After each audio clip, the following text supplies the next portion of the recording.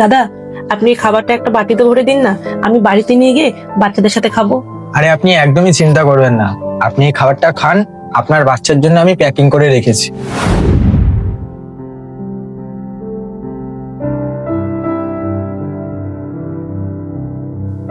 ও, আর আপনি এই টাকাটাও রেখে দিন। আপনার ঘরে তো রেশন নেই, আপনি এই টাকাটা দিয়ে কিছু রেশন কিনে নেবেন। রাখুন। অনেক অনেক ধন্যবাদ দাদা, আর আপনি খুব ভালো মনে মানুষ। দেখুন, ধন্যবাদ দেওয়ার দরকার নেই, আপনি পেট ভরে খাবারটা খান।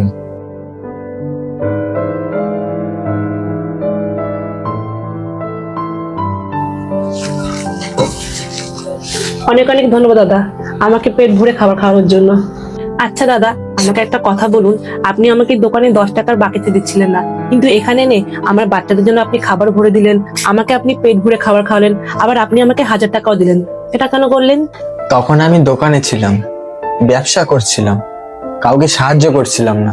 সেই সময় যদি আমি আপনাকে সাহায্য করতাম, আশেপাশে অনেক মানুষ আছে, সেই জিনিসটা দেখে আমার কাছেই সাহায্য চাইতে আসতো, তখন আমি কাকে কাকে সাহায্য করতাম। আর কথায় আছে না দিদি, ঘোড়া যদি ঘাসের সাথে বন্ধুত্ব করে তাহলে ঘোড়া খাবে কি? সেই কারণেই তখন আর আমি আপনাকে সাহায্য করিনি। তারপর আমি দোকান থেকে বেরিয়ে আপনার কাছে আসলাম, এসে বললাম যে দিদি আমার বাড়িতে চলুন, ওখানে গিয়েই আপনাকে সাহায্য করছি। আর এখন আমি আপনার সাথে যেটা করলাম সেটা মনুষ্যত্বর খাতিরেই করেছি। আর মানুষেও যদি মানুষের পাশে না দাঁড়াতে পারি তাহলে কেমন মানুষ দিদি? অনেক অনেক ধন্যবাদ দাদা, আমি আসছি। দাঁড়ান দিদি, দিদি খাবারটা তো নিয়ে যান। হ্যাঁ দাদা। দিদি আপনি যদি কিছু না মনে করেন আমি একটা কথা বলবো? হ্যাঁ দাদা, বলুন।